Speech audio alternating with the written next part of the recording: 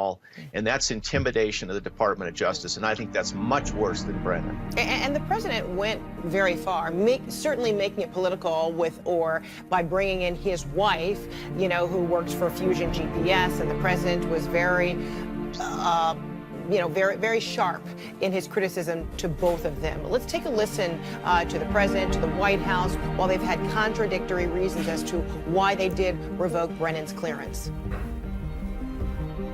Look, I say it again. That whole situation is a rigged witch hunt. It's a total...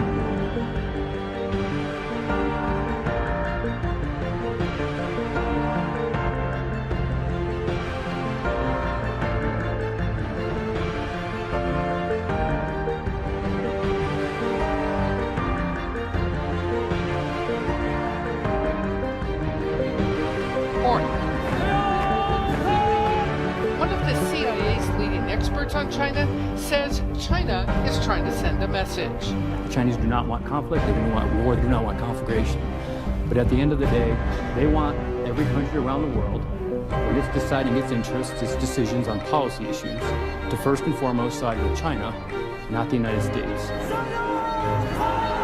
China's goal? The Chinese fundamentally seek to replace the United States as the leading power in the world.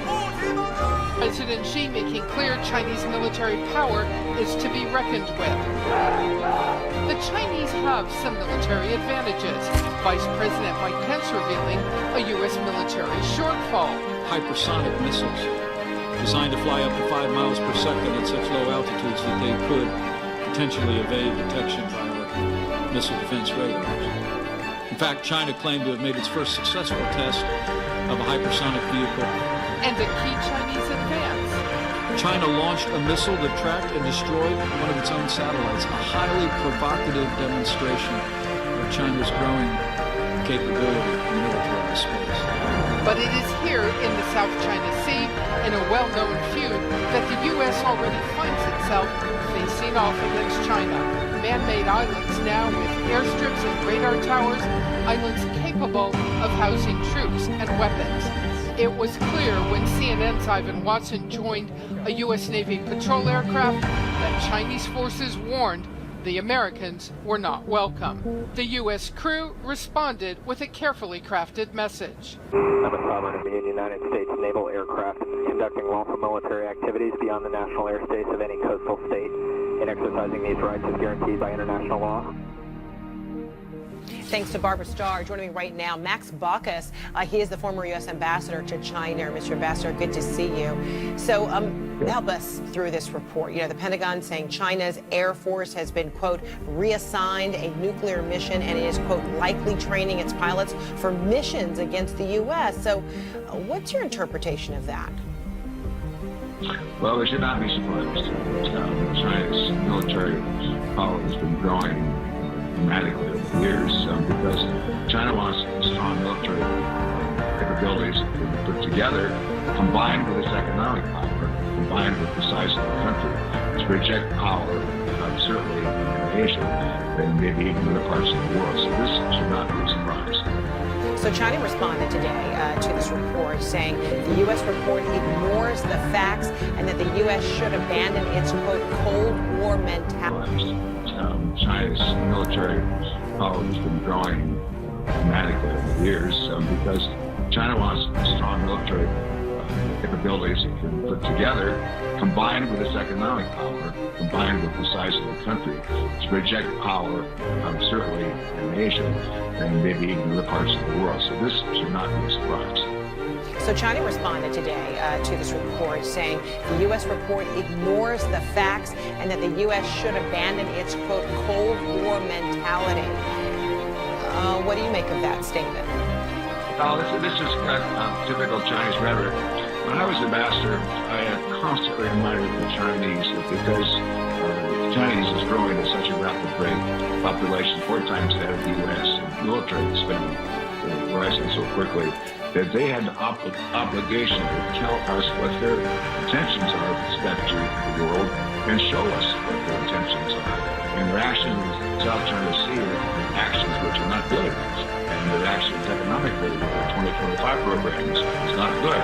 So we've got a huge challenge ahead of us, and the answer, I think, is very simple, at least in concept, and that's to engage China, show up. 80% of life is showing up, and we must be involved much more diplomatically, economically, as well as militarily. Military budget increases are helpful, but we have to be in Asia economically. There's something called the Trans-Pacific Partnership, which we should try to put back together again. If we engage, then China will not be able to bully us. And then finally, President Trump, tweeting this morning, all the fools that are so focused on looking only at Russia should start also looking at in another direction, China. Do you think he is referring to something other than this latest report? Well, frankly, Russia is of great concern. From my perspective, China should be of an even greater concern because China is so much larger. Their vision is so long-term. Sure, Xi Jinping's the president, but there'll be other Chinese leaders with the same vision, close to the same vision as Xi, because China feels that their rightful place in history has to be restored, after thousands of years of being a silent civilization. Compared with Russia, Russia is only strong enough, I think, because of Putin. When Putin leaves, Russia's not near the force that it is today. But when Xi Jinping leaves, China's still going to be there. It's going to be a major concern. Mr. Ambassador Max Baucus, thanks so much for your time. Appreciate it. Yeah. Next, an advocate of human rights across the globe has died. Now many world leaders, including U.S. presidents, are remembering the life of former UN. The nation's history. Good morning. As you know, this is my first day. It's like first day in school. Annan received quite an education, serving 10 years at the helm of the United Nations. There were personal highs and lows. From winning the Nobel Peace Prize to failing his fight to stop the U.S. invasion of Iraq. Born in Ghana, Annan's university schooling included the Big Chill of Minnesota at Macalester College. Kofi Annan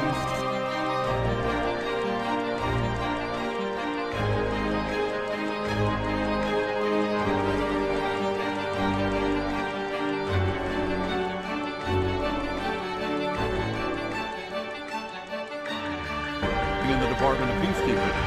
In 1994, the UN Security Council and others, including Annan, were accused by the UN field commander in Rwanda of ignoring his warnings. An estimated 800,000 people died as the world was reluctant to send troops in.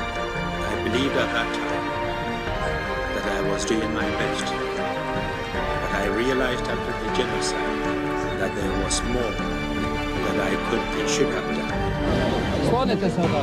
The next year, thousands of Muslims were massacred in Srebrenica as Bosnian Serbs overran a UN safe zone. Annan would...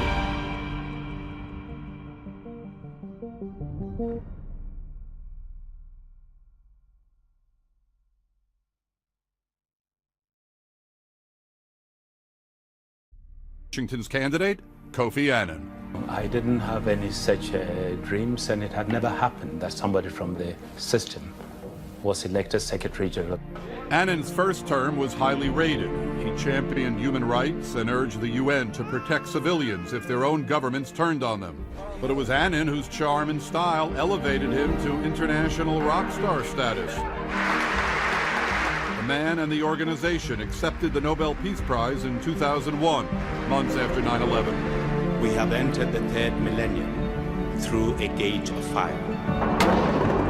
It would not be a smooth second term for Annan. Friends of Annan reported he appeared depressed and distant, unable.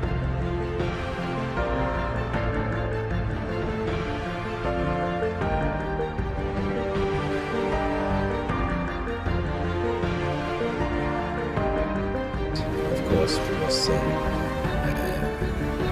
Iraq War, which as an organization we couldn't stop, and I really did everything I can to try to see if we can stop it. Personal nightmare when a suicide truck bomb killed UN Iraq envoy Sergio Vieto de Mello and many UN personnel sent to Baghdad by Annan. So you can imagine shock when that brutal death of my friends and colleagues happened. Iraq Iraq brought more bad news for Annan. The so-called oil for food UN agreement with Iraq led to corruption. A report later cleared Annan, but his son Kojo was linked to the scandal. The reserved Annan erupted when a reporter